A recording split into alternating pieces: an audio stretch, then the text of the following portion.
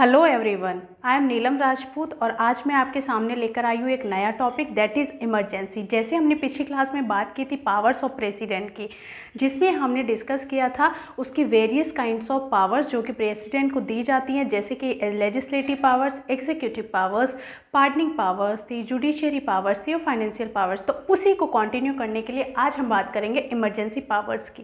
पहले हमें समझना होगा कि इमरजेंसी पावर्स हमारे कॉन्स्टिट्यूशन में क्यों दी गई होंगी। कॉन्स्टिट्यूएंट असेंबली जब कॉन्स्टिट्यूशन फ्रेम कर रहे थे तो ये इसकी क्या ज़रूरत पड़ी होगी। तो देखो, कोई भी ऐसी सिचुएशन, कोई भी एबनॉर्मल सिचुएशन से मीट आउट करने के लिए ये सेंट्रल गवर्नमेंट को पावर देती है कि उस सिचुएशन से डील कर सके। तो इसमें क्या होता है मेनली कि हम जैसे ये जो फेडरल पॉलिटी होता है उसको यूनिटरी पॉलिटी में कन्वर्ट करते हैं। मतलब कि इसका पहले हम मतलब समझते हैं कि होता क्या है। देखो, फेडरल पॉलिटी का मतलब वो होता है where powers between centre and states are clearly divided, means clear division of power between centre and state, between centre and state.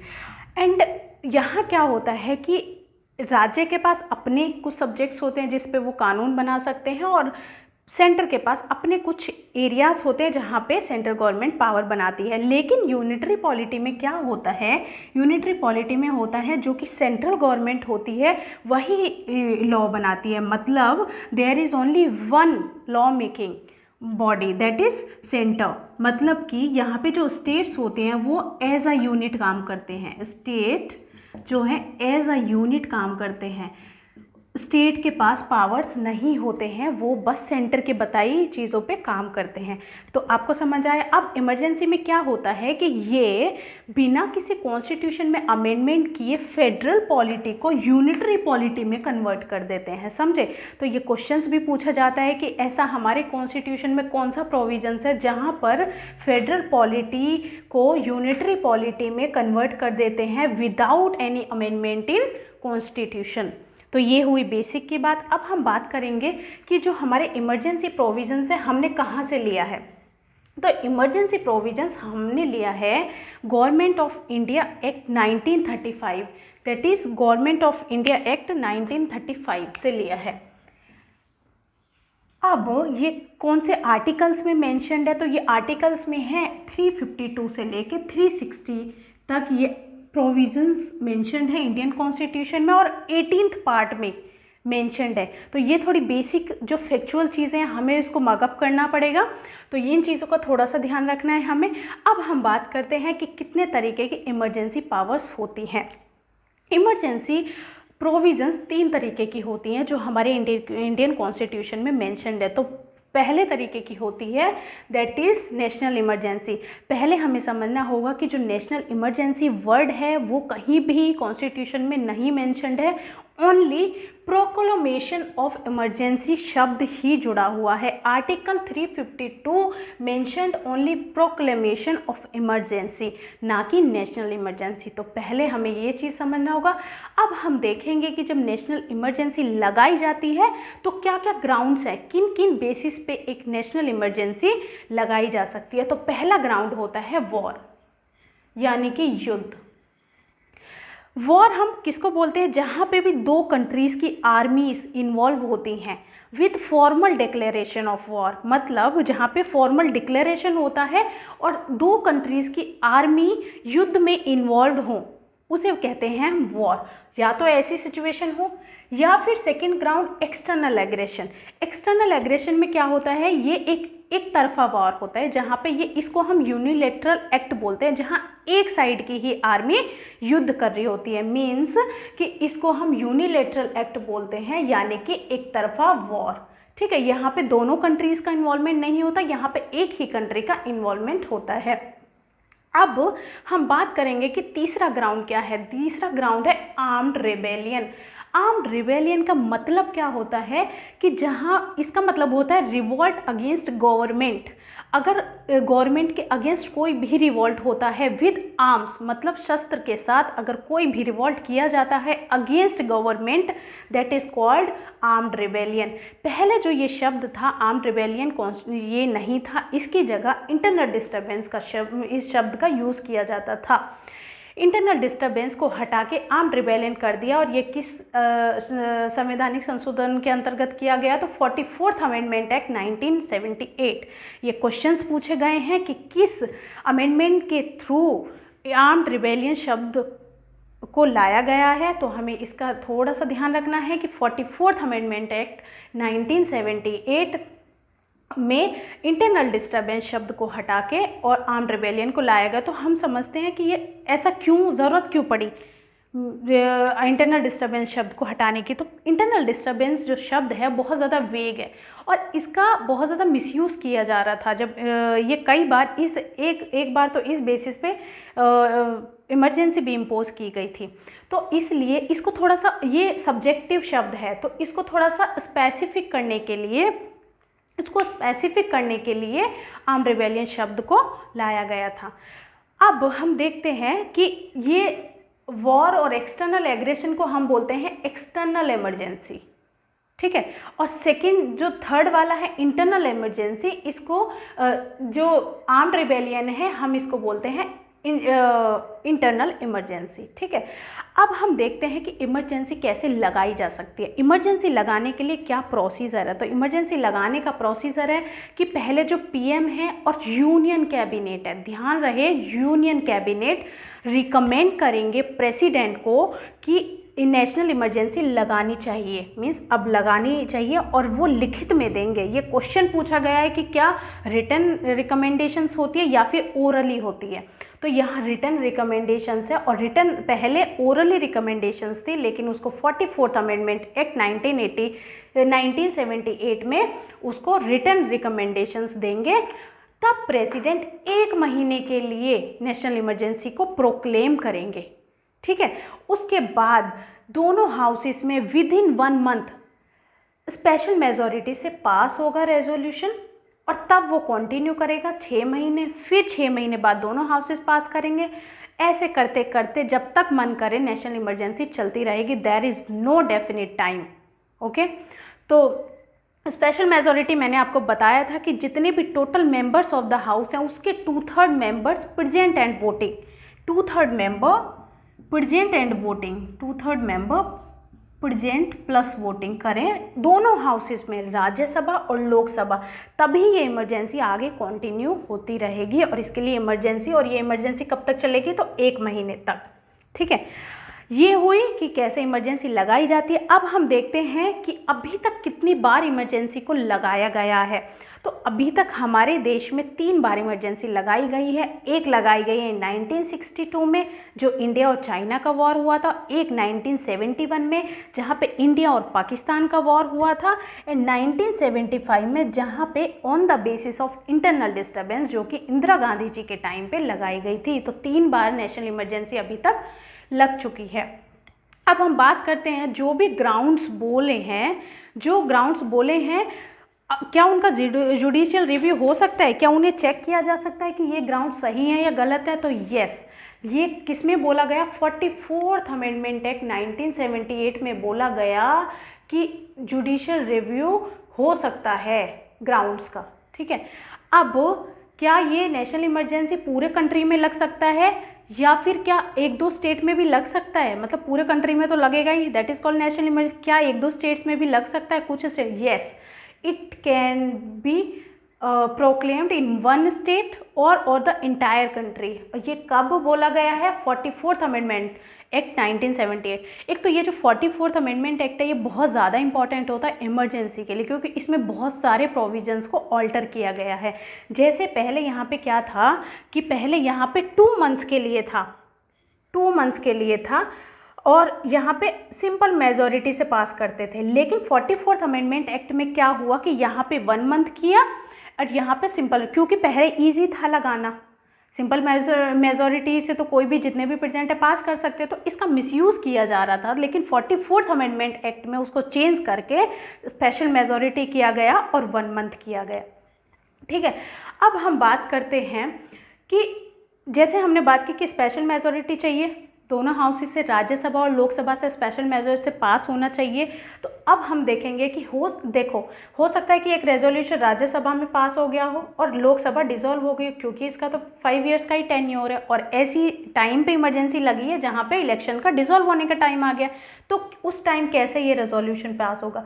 तो ध्यान रहे, इलेक्शन कमीशन ड्यूरिंग इमरजेंसी भी इलेक्शन करा सकते हैं, मतलब elections can be held during national emergency. लेकिन जब second house newly elected house आएगा तो newly elected house with in 30 days, ध्यान रहे विद इन 30 डेज उस रेजोल्यूशन को पास करेंगे, तभी इमरजेंसी आगे बढ़ेगी। उससे पहले इमरजेंसी नहीं तो वहीं पे प्रोवोक्ड हो जाएगी अगर एक भी हाउस ने पास नहीं किया। तो ध्यान रहे ये 30 डेज देते हैं। नई वाली जो लोकसभा आएगी, जो भी सदन आएगा नया इलेक्ट होके, उसमें 30 डेज में ये पास होना चाहिए, तभी आगे इमरजेंसी कंटिन्यू होगी, नहीं तो रिवॉक हो जाएगी, विड्रॉल हो जाएगी, ख़त्म हो जाएगी। ठीक है, अब हम बात करते हैं, यहाँ पे मैंने एक चीज़ को आपको बताना है कि 3 ग्राउंड्स तो हो ही गए, एक चौथा ग्राउंड है कि हो सकता है कि जो प्रेसिडेंट है हमारे, उन्हें कोई आशंका लग रही हो कि हमारे देश पे कोई खतरा आने वाला है, तो उससे पहले भी इमरजेंसी लगाई जा सकती है। ज़रूरी नहीं है कि ये 3 ग्राउंड्स में, अपनी मर्जी से भी इमरजेंसी लगाई जा सकती है बिफोर एक्चुअल अकरेंस। जब तक ये तीनों ग्राउंड्स नहीं है उसके पहले भी लगा सकते हो, तो ये पॉइंट भी था बीच में। अब हम हमने इलेक्शंस की बात कर ली, इलेक्शंस हो सकते हैं विद इन 30 डेज में, ये जो नई न्यूली इलेक्टेड हाउस है वो भी रेजोल्यूशन पास करना चाहिए। अब हम देखते हैं कि जब नेशनल इमरजेंसी लग गई है तो उसको विड्रॉल कैसे किया जा सकता है, मतलब उसको हटाया कैसे जा सकता है। तो उसके लिए या तो सिंपली एक काम हो सकता है कि प्रेसिडेंट रिवॉक कर सकते हैं, हटा सकते हैं, लेकिन किसकी एडवाइस पे, जो मंत्री परिषद होती है, COM। ध्यान रहे, मैंने जब यहाँ पे बात की थी तो मैंने यहाँ पे कैबिनेट की बात की थी और यहाँ पे मैं बात कर रही हूँ मंत्री परिषद। दोनों में अंतर होता है, मैं एक नेक्स्ट वीडियो बनाऊंगी इसी के ऊपर कि यूनियन कैबिनेट में क्या क्या आता है और COM में क्या क्या आता है। ठीक है, तो ध्यान रहे यहाँ पे COM और यहाँ पे कैबिनेट है। और कैबिनेट, ध्यान रहे हमारे पूरे कॉन्स्टिट्यूशन में कैबिनेट शब्द का इस्तेमाल बस यहीं पर किया गया है, बाकी में council of ministry he use होता है। तो बस कैबिनेट शब्द का यूज़ यहीं पर किया गया है, बाकी COM ही पूरे कॉन्स्टिट्यूशन में मेंशन्ड है, ध्यान रहे। तो ये मैंने पहला ग्राउंड बताया कि या तो प्रेसिडेंट, COM जो मंत्री परिषद है उनके एडवाइस पर हटा सकते हैं। सेकंड है कि अगर किसी एक हाउस ने पास नहीं किया, मैंने यहाँ पे बताया आपको कि अगर एक हाउस ने पास नहीं किया, लोकसभा या राज्यसभा में से किसी एक हाउस ने मना कर दिया कि अब हमें पास नहीं करना, उसी टाइम पे इमरजेंसी हट जाएगी, मतलब दोनों हाउस से स्पेशल मेजर से पास होना is mandatory to continue the emergency. अब थर्ड ग्राउंड होता है कि लोकसभा के पास एक स्पेशल पावर होती है, यहाँ पे ये एक सेशन बुला सकते हैं और सिंपल मेजॉरिटी से पास करके 1/10 मेंबर नोटिस देते हैं, 1/10 मेंबर नोटिस देते हैं लोकसभा के प्रेसिडेंट को या फिर स्पीकर को। देखो प्रेसिडेंट को कब देंगे ये 1/10 मेंबर नोटिस कि अब हमें नेशनल इमरजेंसी हटानी है, जब सेशन ना चल रहा हो तब प्रेसिडेंट को देंगे, अगर सेशन चल रहा है तो स्पीकर को देंगे। ठीक है, तो 1/10 मेंबर नोटिस देंगे प्रेसिडेंट को कि अब हमें हटाना है और इस सिंपल मेजॉरिटी से पास करके हटा दिया जाएगा नेशनल इमरजेंसी को। ठीक है, अब हम बात करते हैं कि इफ़ेक्ट क्या क्या होते हैं। Effect of national emergency is mentioned under article 353 कि क्या क्या इफ़ेक्ट्स होंगे। पहली बात कि स्टेट गवर्नमेंट है वो सस्पेंड नहीं होती, काम करती है। ठीक है, मतलब लेकिन सेंट्रल गवर्नमेंट के अंडर काम करती है, ना कि अपनी मर्जी से जो उनके पास पावर्स होती है, सस्पेंड नहीं होती है। उसके बाद जो सेंटर है वो डायरेक्ट करता है स्टेट को कि तुम्हें क्या काम करना है, क्योंकि स्टेट के पास तो कोई पावर होती नहीं है, तो यहाँ पे सेंटर ही बताता है कि क्या काम करना है। अब जो पार्लियामेंट है वो स्टेट लिस्ट के जितने भी सब्जेक्ट्स हैं उन पे लॉ बना सकती है, इवन ऑर्डिनेंस भी बना सकती है। लेकिन जब नेशनल इमरजेंसी ख़त्म हो जाएगी उसी के 6 मंथ्स उसी के 6 मंथ्स में ये हटा दिया जाएगा, 6 मंथ्स में ये हटा दिया जाएगा। मतलब जो भी लॉ नेशनल इमरजेंसी के दौरान पार्लियामेंट के द्वारा बनाए गए हैं, जब नेशनल इमरजेंसी हट जाएगी तो वे जो लॉ हैं वो इनऑपरेटिव हो जाएंगे विद इन 6 मंथ्स। इस चीज़ का थोड़ा सा ध्यान रखना है। अब जो हाउसेस होते हैं उनके टाइम को कितना बढ़ाया जा सकता है नेशनल इमरजेंसी के टाइम पे, तो उनके टाइम को 1 साल तक एक बार में बढ़ाया जा सकता है, 1 year at a time, and can extend till n number of times. मतलब कितनी भी बार एक साल करके कितनी भी बार बढ़ा सकते हैं किसी भी हाउस के पीरियड को, टेन्योर को। ठीक है, अब हम बात करते हैं जो इम्पोर्टेंट चीज़ें होती हैं इसमें। आर्टिकल 358 क्या कहता है कि जब भी 2 ग्राउंड्स पे, वॉर और एक्सटर्नल एग्रेशन के ग्राउंड्स पे नेशनल इमरजेंसी लगी तो जो आर्टिकल 19 है वो ऑटोमेटिकली सस्पेंड हो जाएगा। आर्टिकल 19 क्या करता है कि इसमें हमारी फ्रीडम्स मेंशन्ड है, जो 6 टाइप्स के फ्रीडम्स हैं, freedom to movement, freedom to profession, ऐसे इस तरीके की करके फ्रीडम ऑफ जितनी भी फ्रीडम है वो मेंशन्ड है अंडर आर्टिकल 19 में, तो ये ऑटोमेटिकली सस्पेंड हो जाती है। लेकिन ध्यान रहे 2 ही ग्राउंड्स पे, वॉर एंड एक्सटर्नल एग्रेशन। तीसरा ग्राउंड भी मैंने बताया था यहाँ पे आर्म्ड रिबेलियन, तो जब भी आर्म्ड रिबेलियन होगा अंडर आर्टिकल 19 सस्पेंड नहीं होगा।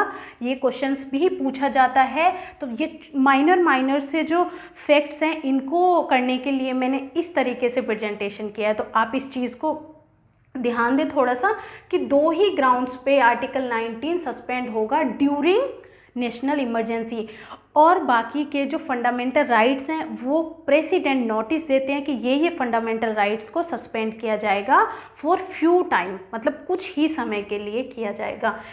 आर्टिकल 359 क्या कहता है कि एक्सेप्ट आर्टिकल 20 एंड 21, बस इन 2 आर्टिकल को छोड़ के सारे आर्टिकल्स जितने भी फंडामेंटल राइट्स हैं हमारे वो सस्पेंड किए जा सकते हैं बाय प्रेसिडेंट एक नोटिस देंगे, उसमें मेंशन होगा कि ये आर्टिकल्स को सस्पेंड करना है ड्यूरिंग नेशनल इमरजेंसी, तो ये आर्टिकल सस्पेंड हो जाएंगे।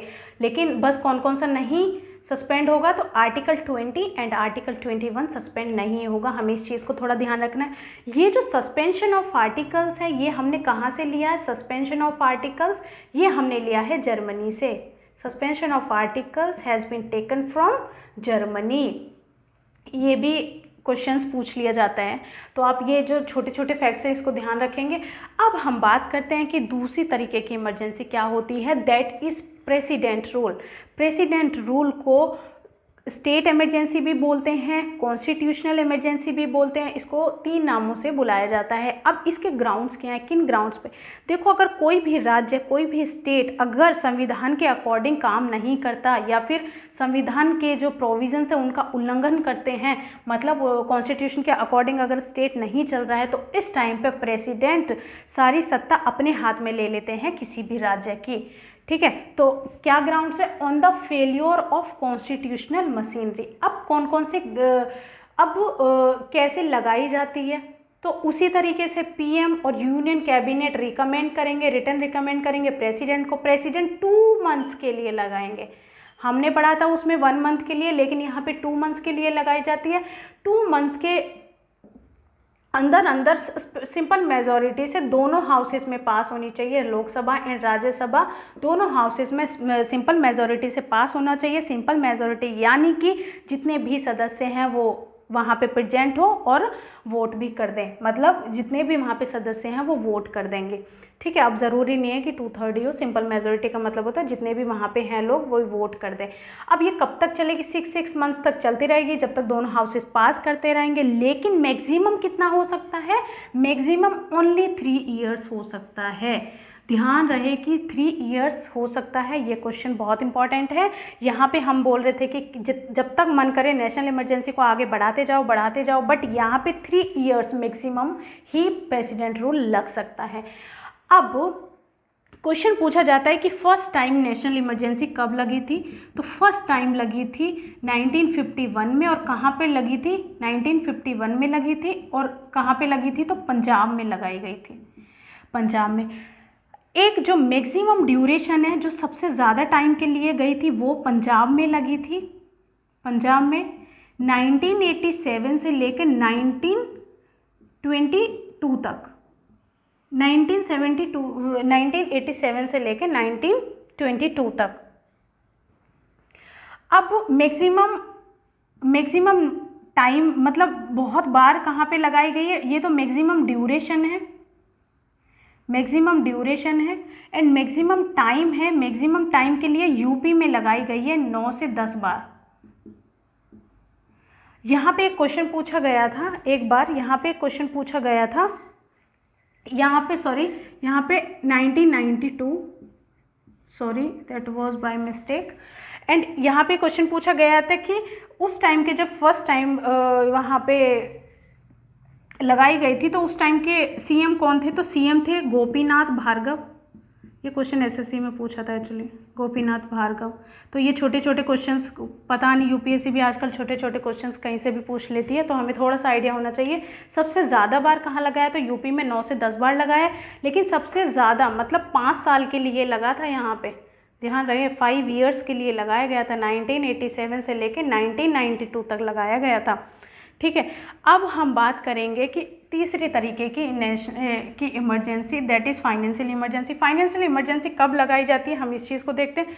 फाइनेंस इमरजेंसी तब लगाई जाती है जब फाइनेंशियल इनस्टेबिलिटी हो। जैसे अभी हमें रीसेंट एग्जांपल लेते हैं, कोरोना चल रहा है, कोरोना वायरस है, तो अभी हो सकता है किसी राज्य के पास पैसे ना हो या ज़्यादा कर्ज हो जाए या किसी स्टेट में ज़्यादा, तो उस टाइम पे फाइनेंशियल इनस्टेबिलिटी हो जाती है। ठीक है, तो उस टाइम पे जो सेंट्रल गवर्नमेंट है वो फाइनेंस इमरजेंसी लगाते हैं।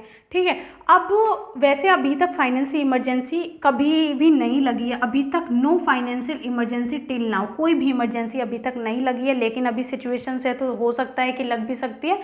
इस केसेस के लिए होती है कि जहाँ पे भी हो सकता है किसी राज्य में बहुत ज़्यादा उधार ले लिया हो या उसकी कंडीशन बहुत ज़्यादा ख़राब हो रही हो या फिर वो स्टेट नहीं चल पा रहा है, तो उस केस में ये फाइनेंशियल इमरजेंसी लगाई जाती है। और किस आर्टिकल में लगाई जाती है, आर्टिकल 360 जो मेंशनड है। अब कैसे लगाई जाती है, तो यहाँ पे भी पीएम यूनियन कैबिनेट रिकमेंड करते हैं प्रेसिडेंट को, प्रेसिडेंट 2 मंथ्स के लिए लगाते हैं और सिंपल मेजोरिटी से दोनों हाउसेस से पास होगी, लोकसभा और राज्यसभा, और 6 महीने तक आगे चलती रहेगी जब तक हाउसेस पास करते रहेंगे। और कब तक, जब तक कि सिचुएशन नॉर्मल नहीं हो जाती, मतलब इंडेफिनिट टाइम के लिए। ठीक है, तो इसमें कुछ ज़्यादा नहीं है समझने के लिए, बस हमें ध्यान रखना है कि 2 मंथ्स के लिए होती है, सिंपल मेजॉरिटी से होती है, और कब तक हम कंटिन्यू कर सकते हैं, तो इंडेफिनिट टाइम के लिए कर सकते हैं। और अभी तक कोई भी फाइनेंस इमरजेंसी नहीं लगी है।